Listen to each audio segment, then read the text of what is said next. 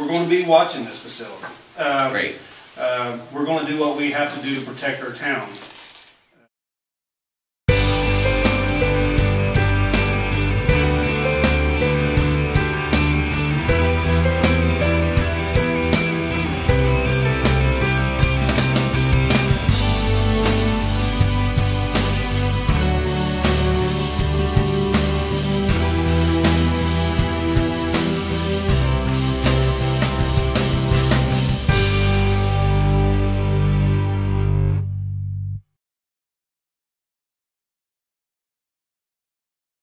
When Ed's on the links, uncertainty is par for the course. But when he learned he had cancer, there was no room for doubt. That's why he chose the SOMC Cancer Center.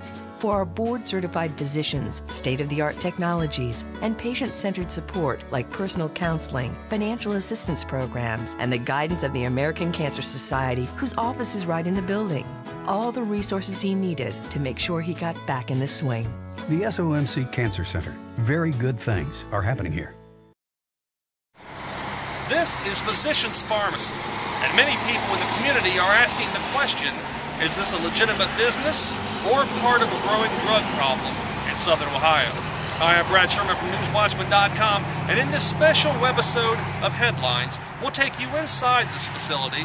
You'll hear from one of its co-founders, as well as concerned citizens and Piketon officials.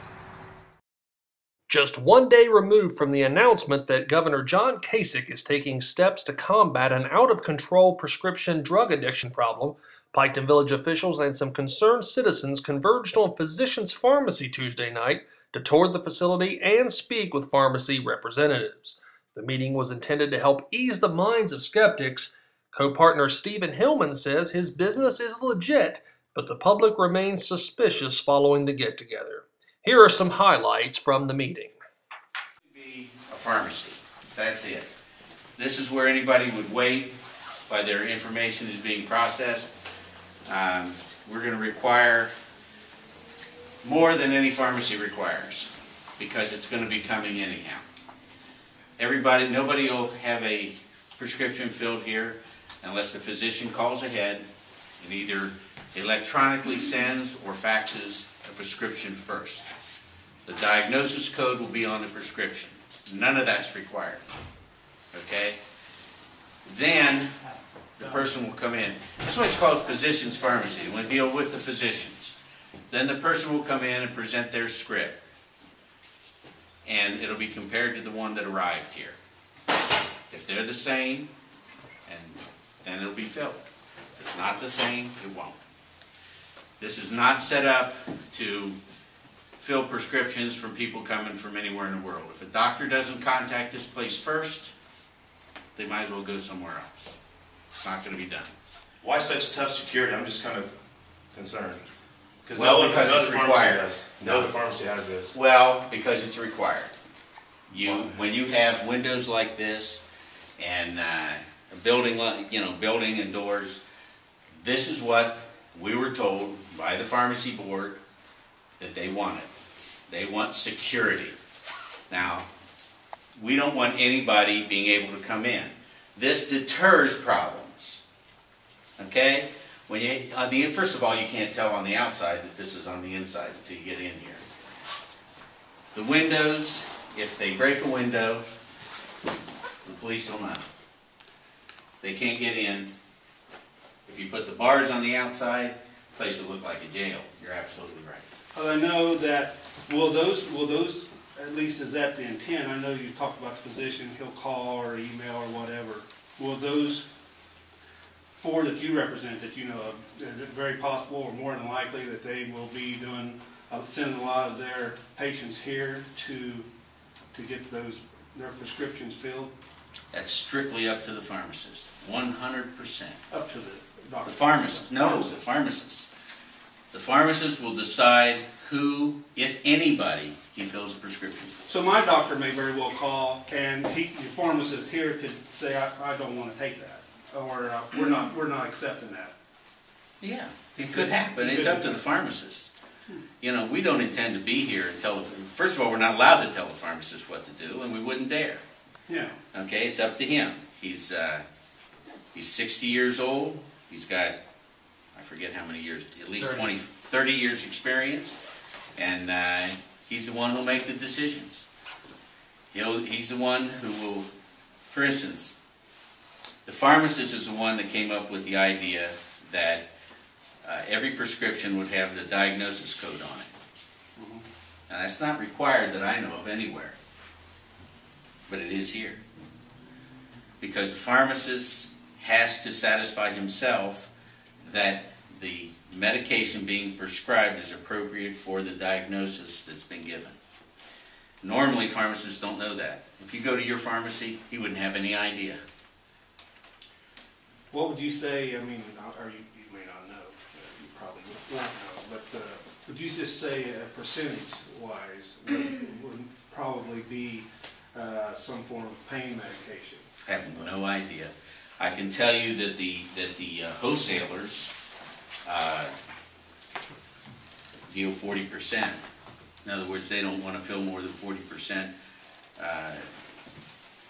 prescriptions. So if my doctor did call down and say, hey, Billy Spencer's coming down there, and I prescribed him some Nexium, and if that's up to the pharmacist then to say, okay, yeah, we'll take that or we won't. But whether he said we'll take it or not, would my Nexium be here to be filled? If he decided, whether he didn't take mine, he may take Ralph's for the same medicine. I mean, is that, or will it be just, well, we don't really handle that medicine? You know what I'm saying? No. That's not the This no. Any prescription medications will be available. Plavix, Lipitor, anything. And one of the reasons, this is a brand new place. Mm-hmm. We have no real concept of the quantity of various medications or what medications will be required. However, we have overnight delivery set up with the wholesalers, so whatever it is will be here. The only thing that will not be available here is over the counter. Nothing over the counter. So no Sudafed, no. I could come in and buy a comb or two. No, nothing like. Well, you can see. Yeah. Well, no. Yeah. So is this where they would actually get their medicine in this room here? Yeah, it's open. The pharmacy will be in there. Yeah. This was the best building, the best bargain that we found. It just concerns me because 23, and you're from Franklin County, and you're not ignorant. You know that's the drug pipeline. I'm not telling you anything new. Governor Strickland, it's Casey now, sorry, I give it the time. He come down, 9.7 million, 123 pills per person inside the county. It's not going to happen here. Well, I believe that. That's me, brother. I'm concerned because you're here from Franklin County. I'm thinking, why are you here? You're in a hillbilly part of the country. We have the highest unemployment rate. I'm concerned. I'm deeply concerned. And I'm looking right at you. I'm deeply concerned. Because this is where my nephews, my mom, my dad, I consider these people my friends. They're not going to be messed with. I'm really concerned. When I see these bars in the windows, Tom Bartley, he played for Ohio State. Championship team. You can hear, Woody Hayes. You guys are Buckeye fans. I know you're in Columbus. He don't have bars all over his windows. Down here, no bars in his windows. You're the only one that I see that has bars over every single window. It freaks me out. It really makes me concerned. And I come in here, I'm thinking, wow, this is kind of nerve-wracking. And these ladies here and this gentleman here, I don't even know. So they must know something we don't. So it's kind of making me concerned. We read newspapers. We keep our eyes open. We read newspapers. We try to understand what's going on in our area. We try to take care of our own people. Well, it's nice that people stand up and listen. You're in Pike County, and we're here to just watch. You're your neighbors. And we don't want to see your county end up like ours. Definitely. No, we don't. If your county ends up like ours, I'm telling you. That's why we're all here tonight. That's why that you're here to take a look at what's here, to see what's going on. You are welcome anytime. Sir, I'm sorry, I'm terrible on names. I think we can see Dennis. what's going Dennis. on. We can see what's going on with the bars and the name on the building. Well, these are required for us. Are you going to provide them from my home? Pharmacies What's don't that got to require do with bars on anything? windows. They require security. For what this business is going to bring in here, we will need bars on our home. We need bars on our homes right now in Yes, Fayette ma'am. County. That's right. We have home invasions daily, and they're killing people for pills in our county. 90% of the crime that we have inside the county. Just hear is why related this to place prescription needs drugs. bars on the windows? Because there's Excuse people out me. there that are criminals. Excuse me, 90% of the crime we have in our county is related to prescription drugs. And I wouldn't doubt if that wasn't the case in your county if you do some statistics. You know, you're absolutely right about the drug pipeline, you're absolutely right about the pill mills that are next door to you, 9 of them last year, probably 8, I think now, presently. And we call them pill mills, and that's what they are.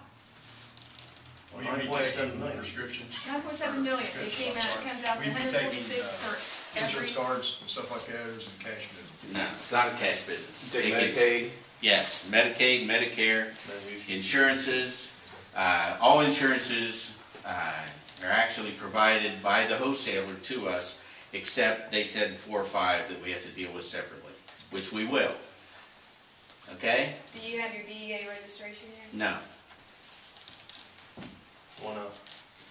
So, I mean, They've been here. This has been here for a year, this building, you guys have been working for a long time. Mm-hmm. So I'm thinking, it's kind of nerve-wracking that you've been here for a year not open. How long, Have you ever dealt with the government? Every year, about this time every year. how Yeah. long is the lease? You're an or attorney, you know that. the lease that you've signed for this building, how long is it? I don't think that's important. It isn't? I got a copy of it. Okay. You got a copy, all right. Well, you guys want to look around? But let me say this, I'll say this, now you guys can cook, we're, you know, like Dennis said, we're, you know, small county. This is a poor county. Piketon has historically, from crooked politicians to crooked businessmen, been screwed. We actually have a good system set up here now. And I hope, and if you've read the papers, you've read that we hope that it is a legitimate business that legitimately helps people with legitimate needs, but we are dubious. Okay, you know, we haven't seen a pharmacy configured like this. Okay? Not since 1800. Okay, but what I'm saying is this: so we're dubious. We're going to be watching this facility. Great. We're going to do what we have to do to protect our town. You know, so whatever that entails. You guys have meetings, and we've had meetings, and so we're working on doing what we have to do if it plays out the worst case scenario, which is where we are just overloaded with people that are addicted to drugs, and we're not going to have our town overrun with that. We're going to handle that any way we have to handle that legally. So, and that saying, I hope it is exactly what you say it is. I think we all do, you know. It will be exactly what I said it was. So, okay. No doubt about it. So when do you have any anticipated opening date? Or? Well, all the inspections have been done. The DEA has been here. They have, you know, we're told it takes 4 to 6 weeks. The 6 weeks will be up at the end of this month, beginning of next month. And that's it.